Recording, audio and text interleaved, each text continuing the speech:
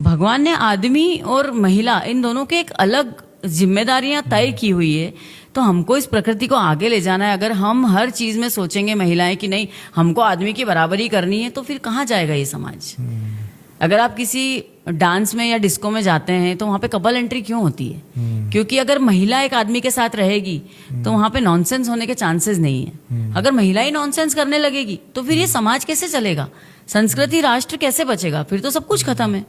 आजकल महिलाएं नशा भी कर रही है, तो भाई आदमी को थोड़ी बच्चे पैदा करने, महिला को बच्चे पैदा करने ना। उसकी जो फर्टिलिटी पावर है वो खत्म हो रही है। आईवीएफ सेंटर खुल रहे हैं इतने सारे। तो आप नशा कर रही हो, सिगरेट पी रही हो कम एज से, तो आप क्या कर रहे हो? बाद में आप अपने शरीर के साथ खिलवाड़ करके और फिर ये सेंटर में वो सेंटर में बच्चे डिफेक्टिव पैदा हो रहे हैं, क्योंकि आपने अपने शरीर की वाट लगा ली पहले ही। आदमियों से बराबरी कब तक करनी है? जब तक आदमी 1 लाख रुपए कमा रहा है और अपन 10,000 रुपए कमा रहे हैं, तो हम उस आदमी से शादी कर सकते हैं। अरे भाई, लड़की अगर 1 लाख रुपए कमा रही है और लड़का 10,000, तो भी शादी करो, बराबरी करो ना।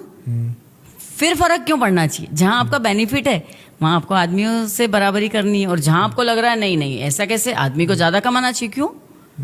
अब जैसे एक कार्यक्रम में थे हम लोग, तो एक प्रोफेसर साहब कहीं से बड़े खड़े होके बोले, मेरी बेटी भी 1 लाख रुपए कमाती है और मेरा दामाद भी 1 लाख रुपए महीने कमाता है, पर मेरी बेटी रोटी बनाती है, मेरा दामाद रोटी नहीं बनाता है। कल को आप बोलोगे कि दोनों एक जितना कमाते, मेरा दामाद प्रेग्नेंट होएगा, बेटी नहीं होएगी।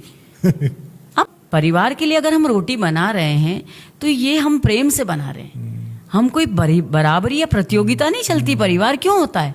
प्रतियोगिता बाहर होती है, परिवार के बाहर प्रतियोगिता चलती है। अगर आप रोटी बना रहे हो तो उसमें आप ये मत सोचो कि नहीं नहीं मैं भी इतना कमा रही हूँ, ये तो फिर ईगो हो गया आपका। तो परिवार के लिए अगर आप बना रहे हो, बच्चों के लिए बना रहे हो, तो आप ये अपना कुटुंब आगे बढ़ा रहे हो ना। ये सब चीजें अगर पीछे से बैकग्राउंड से पेरेंट्स ही ये गलत सीख देने लगेंगे कि हाँ हाँ तू तो सही कर रही है, शादी मत करो बच्चे की। क्या है, 1 लाख रुपए महीना कमा रही है ना आपकी लड़की, रह लेगी आराम से, मत करो शादी।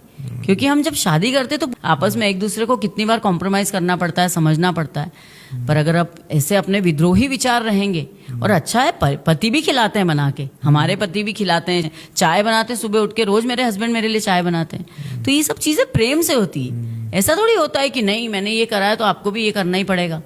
और हस्बैंड से भी मैं यही बोलूंगी कि अगर वाइफ की तबीयत खराब है या कुछ काम है तो आप लोग भी उसमें कॉम्प्रोमाइज कीजिए, आप लोग भी उनकी हेल्प कीजिए। ऐसा नहीं है, पर ये कोई बाउंडेशन नहीं होनी चाहिए।